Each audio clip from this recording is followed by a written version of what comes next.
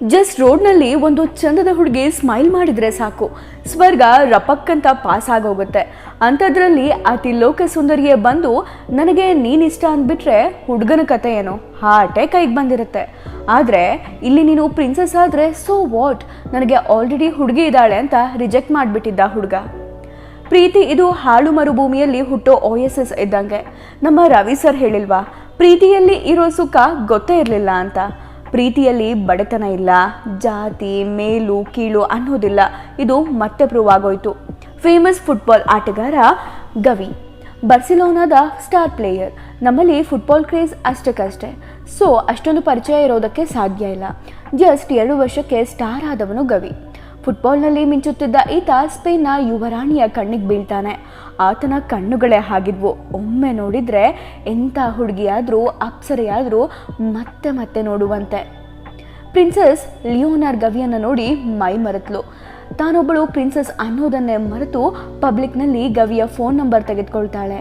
ಆತನಿಗಾಗಿ special album ಮಾಡಿಕೊಂಡ್ಳು. ವಾರೆ ವಾಹ್, ಕೇಳೋದಕ್ಕೆ ಸಿನಿಮಾ ಕತೆ ಅನಿಸೋ ಹಾಗಿದೆ. ಲಿಯೋನಾರ್ ಗವಿಗೆ ಮನಸ್ಸೋತು ಬಿಟ್ಲು.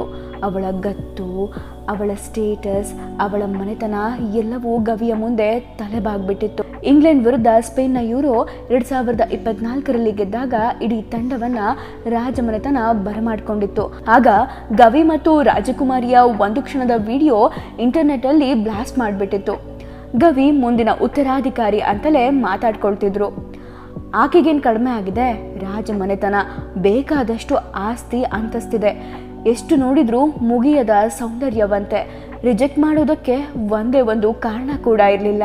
ಇನ್ನೇನು ಇಬ್ಬರು ಮದುವೆ ಆಗಿಬಿಡ್ತಾರೆ ಅಂತಲೇ ಅಂದ್ಕೊಂಡಿದ್ರು. ಆದರೆ ಒಂದಿನ ಪ್ರಿನ್ಸಸ್ಗೆ ಹಾಗೂ ಎಲ್ಲ ಅಭಿಮಾನಿಗಳಿಗೂ ಗವಿ ಸರ್ಪ್ರೈಸ್ ಕೊಟ್ಬಿಟ್ಟಿದ್ದ. ಎಲ್ಲರ ಮುಂದೆ ನಿಂತು ತನ್ನ ಗೆಳತಿಯನ್ನು ತಬ್ಬಿಕೊಂಡು ಇವಳೇ ನನ್ನಾಕೆ ಅಂದುಬಿಟ್ಟಿದ್ದ. ಆಕೆಯ ಹೆಸರು ಅನಾಪಲ ಯೋಸವಿಲ್ಲೆ. ನಿಜ ಹೇಳಬೇಕಂದ್ರೆ ಪ್ರಿನ್ಸಸ್ನಷ್ಟು ಸೌಂದರ್ಯವಂತೂ ಅಲ್ವೇ ಅಲ್ಲ.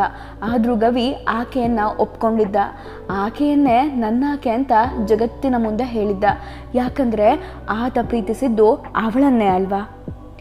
ಆಸ್ತಿ, ಸ್ಟೇಟಸ್ ಯಾವುದು ಪ್ರೀತಿಯ ಮುಂದೆ ಲೆಕ್ಕಕ್ಕೆ ಬರೋದಿಲ್ಲ. ನೀನು ಪ್ರಿನ್ಸಸ್ ಆದರೆ ಸೋ ವಾಟ್ ಅನ್ನೋ ಹಾಗಿದೆ ಈ ಕತೆ.